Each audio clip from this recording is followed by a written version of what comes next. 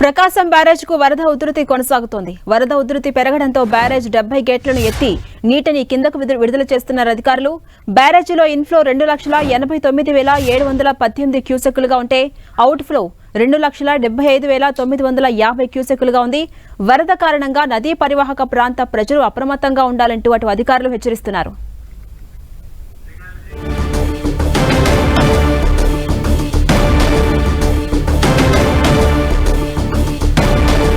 ఎగువ నుంచి కురుస్తున్న వర్షాలతో ప్రాజెక్టులని జలకళను సంతరించుకుంటున్నాయి. కొన్ని ప్రాజెక్టులు జలకళను సంతరించుకుంటూ ఉంటే మరికొన్ని ప్రాజెక్టులు పరిమితికి మించి వరద ఉధృతి కొనసాగుతుండటంతో అటు అధికారులు అప్రమత్తమయ్యారు. ఎటు వచ్చినటువంటి వరద ఉధృతి నేపథ్యంలో కిందకు విడుదల చేస్తూ ఉన్నారు.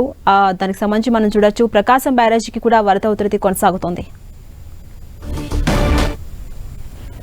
ఇక అప్డేట్స్ మా ప్రతినిధి జయరాజ్ అందిస్తారు. జయరాజ్, ప్రకాశం బ్యారేజీకి వరద ఉధృతి కొనసాగుతోంది. ప్రెసెంట్ ఇన్ఫ్లో ఎంత ఉంది, అవుట్ ఫ్లో ఎంత ఉంది, మొత్తం నీటి సామర్థ్యం ఎంత, అధికారులు ఏం చెప్తున్నారు?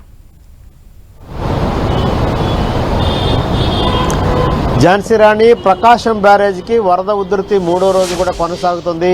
ఎగువ ప్రాంతాల్లో కురుస్తున్నటువంటి వర్షాలు, అదేవిధంగా శ్రీశైలం నుంచి వచ్చేటటువంటి వరద నీటి వల్ల విజయవాడ ప్రకాశం బ్యారేజ్ దగ్గర వరద నీటి పోటెత్తింది. దాదాపు ప్రకాశం బ్యారేజ్ దగ్గర ఉన్నటువంటి 70 గేట్లన్నీ కూడా ఎత్తేశారు.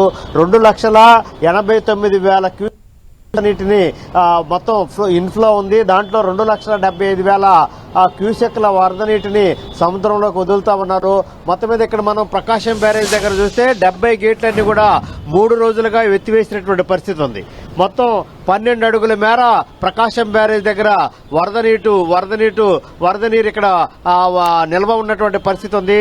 దాదాపు 13,766 క్యూసెక్ల వరద నీటిని 3 కాలువల ద్వారా, అటు బందర కాలువ, ఇటు ఏలూరు కాలువ, రైబస్ కాలువ ద్వారా పంట పొలాలకు నీటిని వదులుతున్నటువంటి పరిస్థితి. 2,89,000 ఇన్ఫ్లో ఉంటే 2,75,000 అవుట్ ఫ్లోని మొత్తం ప్రకాశం బ్యారేజ్ దగ్గర నుంచి అటు బంగాళాఖాతంలోకి వదులుతున్నటువంటి పరిస్థితి. మొత్తం మీద పెద్ద ఎత్తున ఈ వరద నీటి రావటం వల్ల ఈ కృష్ణా పరివాహక ప్రాంతంలో ఉన్నటువంటి లంక గ్రామాలు, అదేవిధంగా లోతట్టు ప్రాంతాలన్నీ కూడా జలమయమయ్యేటటువంటి పరిస్థితి ఉంది. గత కొద్ది రోజులుగా లంక ప్రాంతాలు అయితే నీట మురిగిన పరిస్థితి. ఆయా ప్రాంతాల్లో ఉన్నటువంటి అధికార యంత్రాంగాన్ని అంతా ప్రభుత్వం అప్రమత్తం చేసింది. ఎలాంటి వరద తాకిడి పెరిగినా ఆ ప్రాంతంలో జనాల్ని మొత్తం ప్రజల్ని కూడా సురక్షితమైన ప్రాంతాలకు తరలించాలని చెప్పేసి ప్రభుత్వం ఇప్పటికే ఆదేశాలు జారీ చేసింది. ఎక్కడైతే ఈ కరకట్టలు వీక్ గా ఉంటాయో అక్కడ పటిష్టమైనటువంటి ఏర్పాట్లన్నీ కూడా చేసినటువంటి పరిస్థితి. సహాయ పునరావాస కార్యక్రమాలకు ఎక్కడా ఇబ్బంది లేకుండా ఇప్పటికే ఆదేశాలు జారీ అయినటువంటి పరిస్థితి. జిల్లా కలెక్టర్లకు, అదేవిధంగా రెవెన్యూ యంత్రాంగం, పోలీసు యంత్రాంగం కూడా అప్రమత్తంగా ఉండాలని ప్రభుత్వం ఆదేశాలు జారీ చేసినటువంటి పరిస్థితి. మొత్తం మీద చూస్తే పులిచింతల గేట్ దగ్గర నుంచి కూడా, పులిచింతల దగ్గర కూడా గేట్లు ఎత్తేసినటువంటి నేపథ్యంలో పులిచింతల నుంచి వచ్చేటువంటి వరద తాకిడి పెరగటం వల్ల మొత్తం ఈ ప్రకాశం బ్యారేజ్ వరద తాకిడి పోటెత్తింది. ఇక్కడ నుంచి కూడా 2,79,000 నీటిని సముద్రంలోకి వదిలేటువంటి పరిస్థితి. సాయంత్రానికల్లా మరికొంత పెరిగే అవకాశం ఉన్నట్టుగా అధికార యంత్రాంగం పేర్కొంటుంది. ఝాన్సీ రాణి, అలాగే జయరాజ్, వరద ప్రభావిత ప్రాంతాల్లో పరిస్థితులు ఎలా ఉన్నాయి? అలాగే ప్రభుత్వ అప్రమత్త చర్యలపై ఇప్పటివరకు ఉన్న సమాచారం ఏంటి? మొత్తం మీద ప్రకాశం బ్యారేజీకి వరద తాకిడి పెరిగినటువంటి నేపథ్యంలో గత 3 రోజులుగా దాదాపు 2 లక్షల క్యూసెక్లకు పైగానే వరద నీటి ఇక్కడ నిల్వ ఉన్నటువంటి పరిస్థితి. 2 లక్షలకు పైగానే సముద్రంలోకి వదిలేటటువంటి పరిస్థితి ఉంది. 12 అడుగుల మేర ఇక్కడ ప్రకాశం బ్యారేజ్ దగ్గర నీటి నిల్వ ఉన్నటువంటి నేపథ్యంలో 70 గేట్లు కూడా ఎత్తేశారు.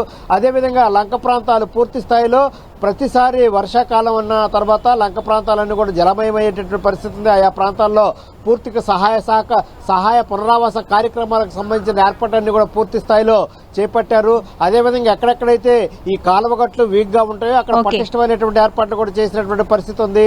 మొత్తం మీద చూస్తే ఎక్కడ ఆస్తి నష్టం గానీ, ప్రాణ నష్టం గానీ జరగకుండా పూర్తి స్థాయిలో సహాయ పునరావాస కార్యక్రమాలు చేపట్టాలని ఇప్పటికే ప్రభుత్వం ఆదేశాలు జారీ చేసిన నేపథ్యంలో ఎక్కడ ఇప్పటి వరకు కూడా ఏ విధమైనటువంటి ఆస్తి నష్టం గానీ, ప్రాణ నష్టం గానీ జరగలేదు. ఝాన్సీ రాణి, రైట్, థాంక్యూ జయరాజ్.